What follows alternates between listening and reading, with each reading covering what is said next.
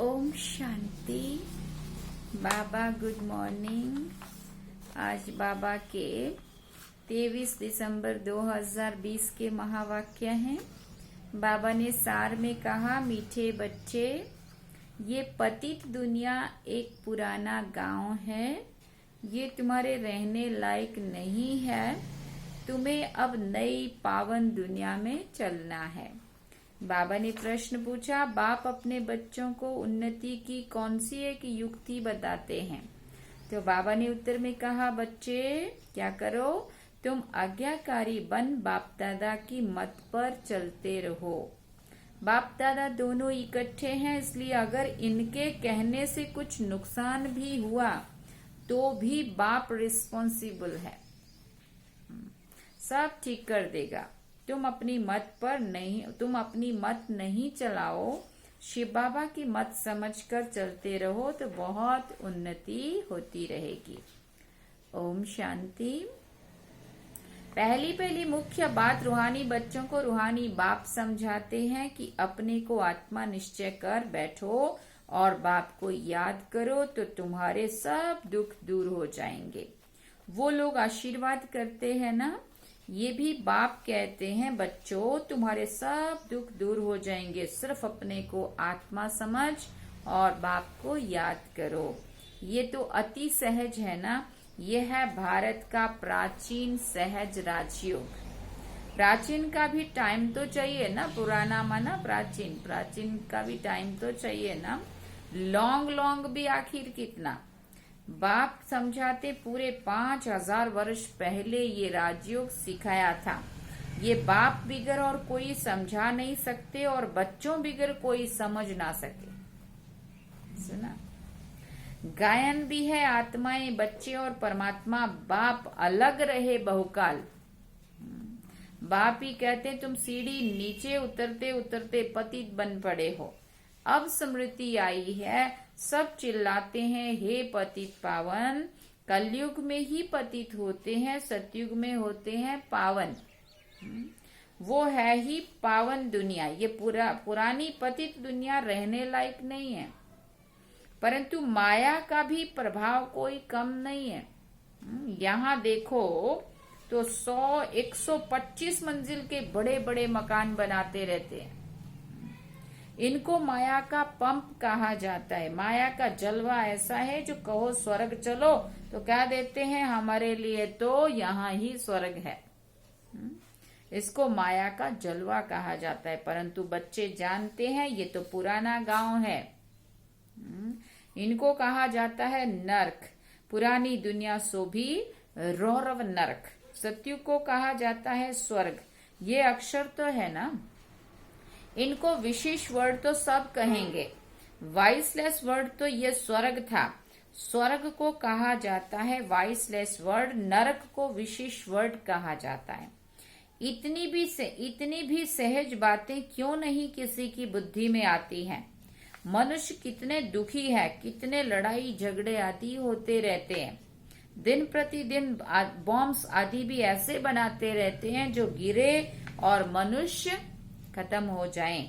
परंतु तुच्छ बुद्धि मनुष्य समझते नहीं है कि अभी क्या होने वाला है। ये बातें कोई समझा नहीं सकते सिवाय बाप के कि क्या होने वाला है। पुरानी दुनिया का विनाश होना है और नई दुनिया की स्थापना भी गुप्त हो रही है। तुम बच्चों को कहा ही जाता है गुप्त वॉरियर्स। कोई समझते हैं क्या कि तुम लड़ाई कर रहे हो? तुम्हारी लड़ाई है ही 5 विकारों से। सबको कहते हो पवित्र बनो, एक बाप के बच्चे हो ना। प्रजापिता ब्रह्मा के बच्चे तो सब भाई बहन हुए ना। समझाने की बड़ी युक्तियां चाहिए। प्रजापिता ब्रह्मा के ढेर बच्चे हैं, एक तो नहीं है ना। नाम ही है प्रजापिता। लौकिक बाप को तो कभी प्रजापिता नहीं कहेंगे। प्रजापिता ब्रह्मा है तो उनके सब बच्चे आपस में भाई बहन ब्रह्मा कुमार कुमारियां ठहरे ना। परंतु समझते नहीं है, जैसे पत्थर बुद्धि है, समझने की कोशिश भी नहीं करते हैं। प्रजापिता ब्रह्मा के बच्चे भाई बहन हो गए, फिर विकार में तो जा ना सके, तुम्हारे बोर्ड पर भी प्रजापिता अक्षर बहुत जरूरी है। ये अक्षर तो जरूर डालना चाहिए। सिर्फ ब्रह्मा लिखने से इतना जोरदार नहीं होता है, तो बोर्ड में भी करेक्ट अक्षर लिखकर सुधारना पड़े। ये है बहुत जरूरी अक्षर। ब्रह्मा नाम तो फीमेल का भी है।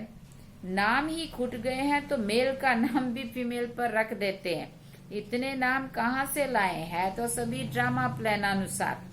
बाप का वफादार आज्ञाकारी बनना कोई मासी का घर नहीं है। बाप और दादा दोनों इकट्ठे हैं ना, समझ नहीं सकते हैं कि ये कौन है। तब फिर शिव बाबा कहते मेरी आज्ञा को भी समझ नहीं सकते हैं। उल्टा कहे या सुल्टा तुम समझो, शिव बाबा कहते हैं तो रिस्पॉन्सिबल वो हो जाएगा। इनके कहने से कुछ नुकसान हुआ तो भी रिस्पॉन्सिबल वो होने से वो सब ठीक कर देगा। शिव बाबा का ही समझते रहो तो तुम्हारी बहुत उन्नति होगी, परंतु बहुत मुश्किल से समझते हैं।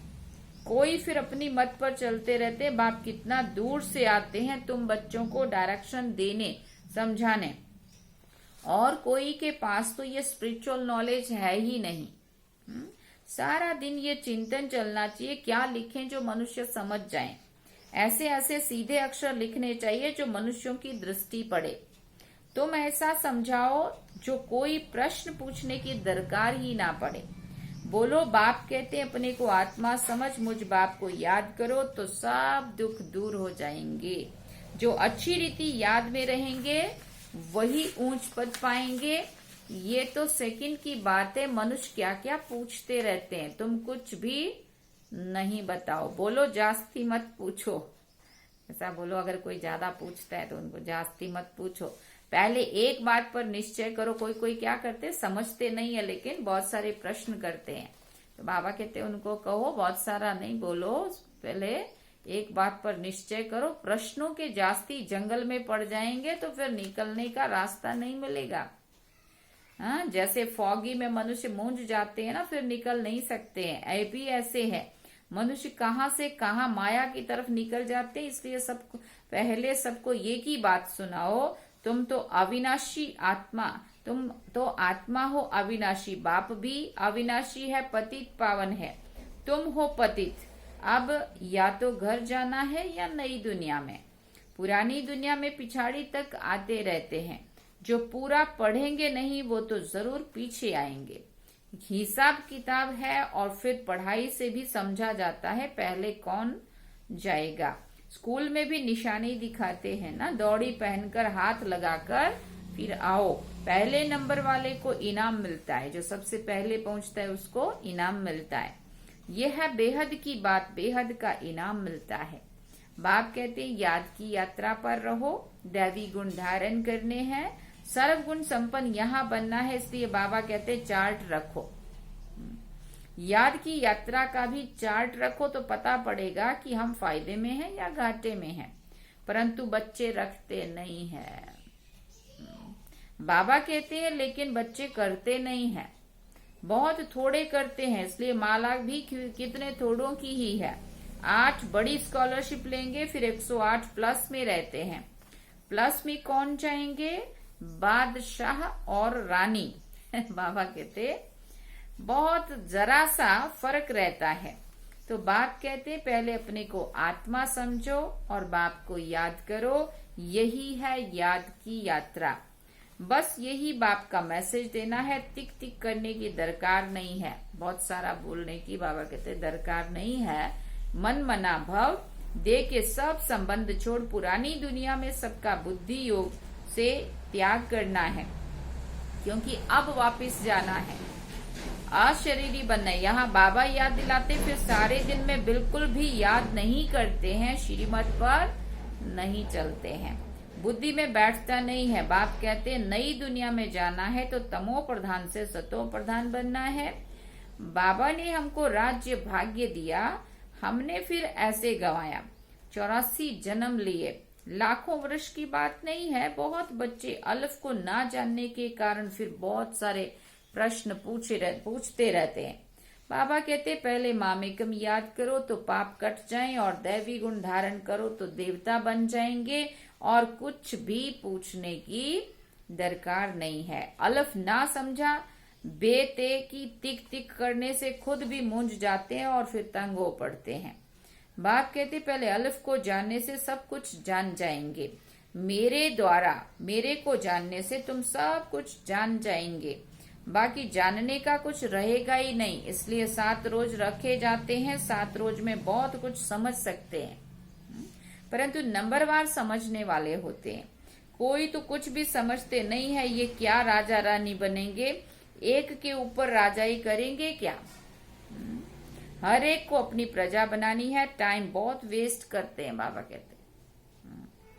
बाप तो कहते हैं बिचारे हैं, भले कितना भी बड़े बड़े मर्तबे वाले हैं, परंतु बाप जानते हैं ये सब कुछ तो मिट्टी में मिल जाना है। आज दुनिया में चाहे हम अपने को कितना भी करोड़पति समझ रहे हैं, बहुत ही ऊंचा, लेकिन बाबा कहते हैं सब कुछ मिट्टी में मिल जाएगा। ये तो बेचारे हैं। बाकी थोड़ा समय है। विनाश काले विपरीत बुद्धि वालों का तो विनाश होना ही है। हम आत्माओं की प्रीत बुद्धि कितनी है वो तो समझ सकते हैं। कोई कहते हैं 1-2 घंटे याद रहती है। बाबा कहते क्या लौकिक बाप से तुम 1-2 घंटा प्रीत रखते हो?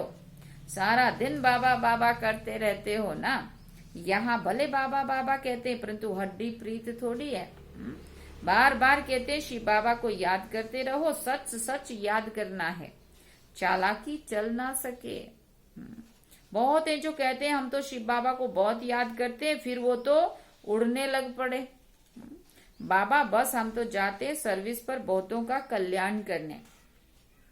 जितना बहुतों को पैगाम देंगे उतना याद में रहेंगे। बहुत बच्चियां कहती है बंधन है। अरे बंधन तो सारी दुनिया को है। बंधन को युक्ति से काटना है। युक्तियां बहुत है। समझो कल मर पड़ते हैं, फिर बच्चे कौन संभालेंगे? जरूर कोई ना कोई संभालने वाले निकल पड़ेंगे।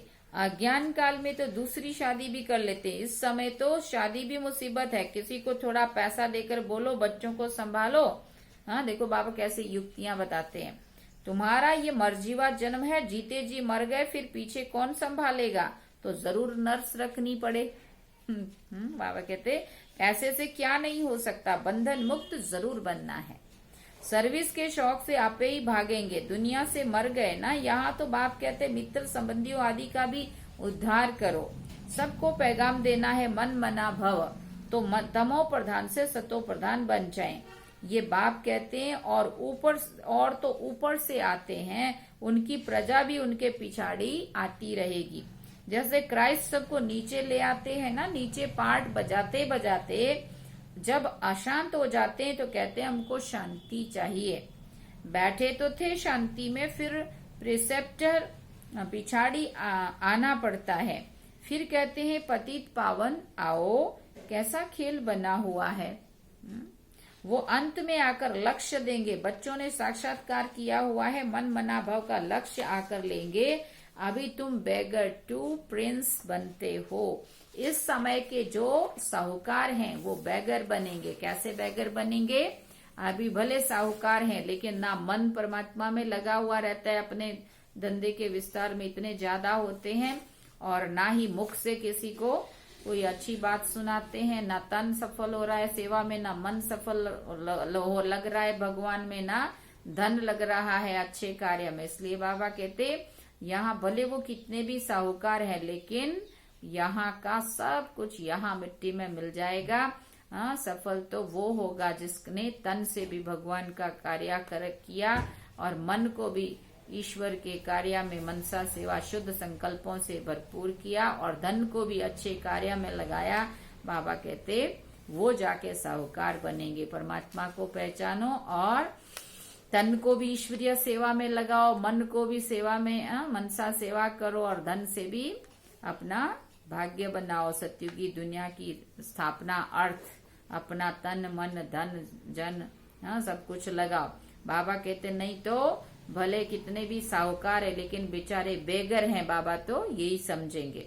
यहाँ के साहूकार हैं वो बेगर बनेंगे। वंडर है ना, इस खेल को जरा भी कोई जानते नहीं है। सारी राजधानी अभी स्थापन हो रही है, कोई तो गरीब भी बनेंगे ना। ये बड़ी दूर देश बुद्धि से समझने की बातें हैं। फिर बाबा ने कहा पिछाड़ी में सब साक्षात्कार होगा कि हम कैसे ट्रांसफर होते हैं।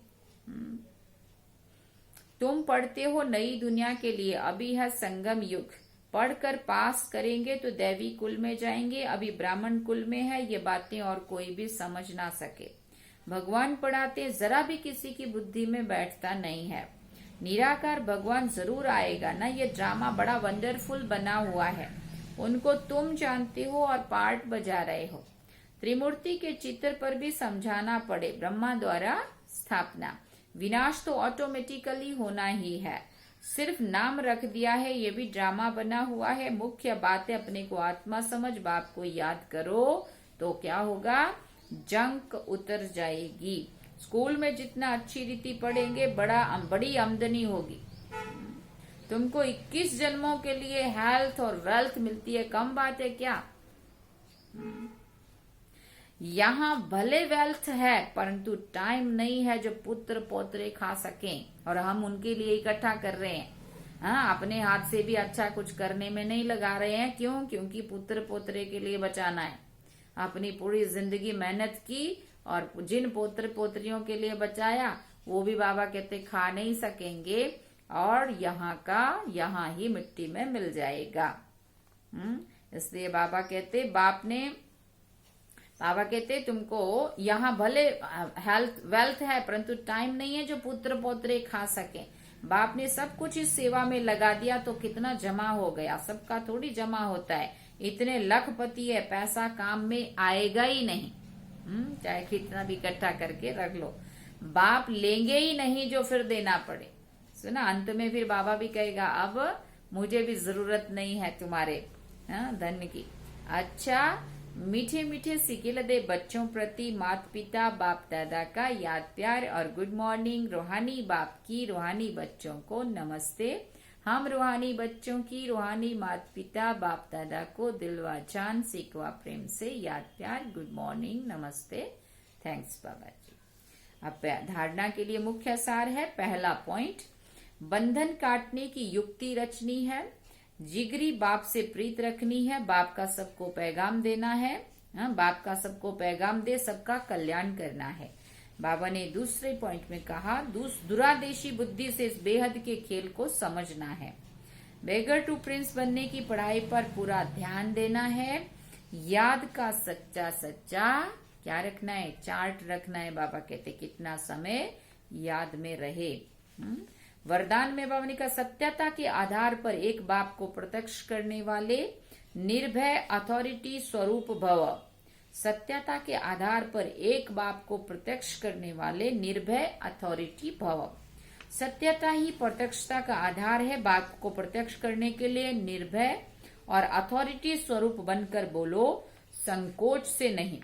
जब अनेक मत वाले सिर्फ एक बात को मान लेंगे कि हम सबका बाप एक है, वही अब कार्य कर रहे हैं, हम सब एक की संतान है और ये एक ही यथार्थ है, तो विजय का झंडा लहरा जाएगा।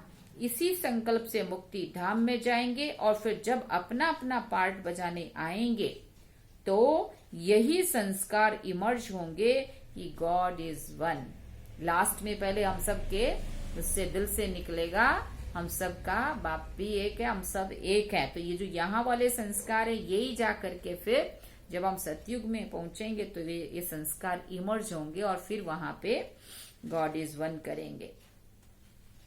यही गोल्डन एज की स्मृति है। स्लोगन में बाबा ने कहा, सहन करना ही स्वयं के शक्ति स्वरूप को प्रत्यक्ष करना है। सहन करना ही स्वयं के शक्ति स्वरूप को, शक्ति रूप को प्रत्यक्ष करना है। अच्छा, ओम शांति। ये थे बाबा के आज के महावाक्य। बाबा ने कहा सार में, मीठे बच्चे, ये पतित दुनिया एक पुराना गांव है, ये तुम्हारे रहने लायक नहीं है, तुम्हें अब नई पावन दुनिया में चलना है। अच्छा, ओम शांति। बाबा को याद करेंगे।